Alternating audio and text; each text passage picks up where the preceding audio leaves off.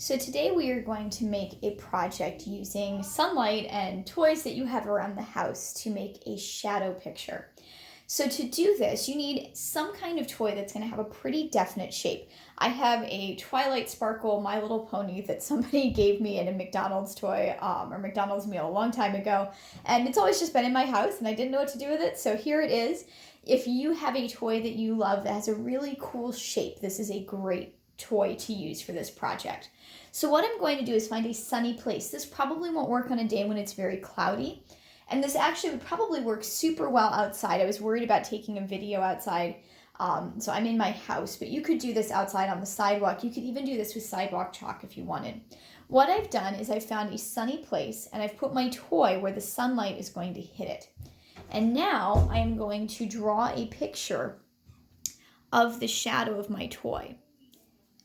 So you want to make sure that your picture stays down. You might want to hold it with one hand or have mom or dad hold on to it first.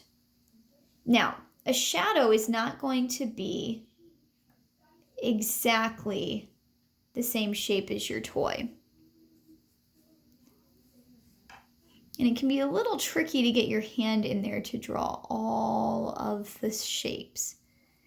The reason your shadow won't be exactly the same shape is because unless the sun is directly over top of it, it's going to make your shape look long and skinny. So I've drawn around my shadow the best I can, and now I can add some more details. So this is actually Twilight Sparkle's nose. So I'm going to kind of look at it and see where did it not look exactly right, and I'm going to make it a little bit more like my toy that I used. So these were her wings, and then this was actually her tail. I'm gonna add some more lines there. And then I'm gonna color it in. I didn't have one, but I recommend like just a really simple animal. I've seen pictures of this done with giraffes or elephants. And you want to make sure that you kind of get a point where you can get a good picture of the sunlight. So I'm coloring mine in. You could use any color. I just chose to use black.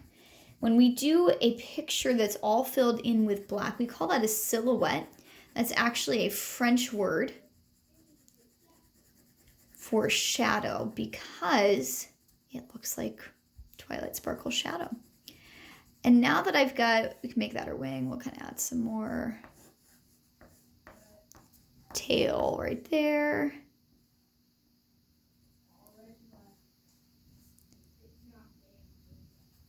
There we go. So there's my picture of Twilight Sparkle. Again, this is probably easier, the really super recognizable shape. I'm doing mine inside. This is probably a little easier outdoors. Then I can add all kinds of details to the background of my picture. Maybe you want to put your giraffe in an African plain, or maybe you want to I have a Mario toy I almost used, but the shadow wasn't even as good as this one. Maybe you want to make Mario's background, whatever you want to do. So you can add all kinds of color to your background. The only thing you want to do is not color over your black silhouette. So when I get to the silhouette, I'm just going to skip over it and move on. I'm not even going to fill this in all the way. I'm going to add some zigzaggy lines because sometimes those are cooler to look at than stuff that's all the way filled in. I'm actually going to see if I have some purple and use kind of different lines to fill that in. And maybe some light green would be good. And again, when I get to Twilight Sparkle shadow, I'm going to just skip over it. So I get up to here and stop. And then I kind of imagine where would my line go. I'm going to go up here. Let's see if we can add some dark green to that as well. So I'm just filling in a really cool background. Now, you may be saying, Miss Noble, that's really random. Why would you want me to even do this project? And the reason I want you to do this project is, one, to see how different shaped shadows are when we look at them. But I also want you to think about just the shapes that make up the things we see. Because a lot of times we're so used to just drawing what we know something looks like and not how it actually looks, that it becomes hard for us to kind of break out of that box and draw things the way they actually look. So my challenge for you is to just draw what you see, even if it doesn't match up to the picture you think it should. So have fun with this project. If you would like to email me a picture of what you did, you can do that by emailing noble.sonia, noble.sonia@mcsflames.org.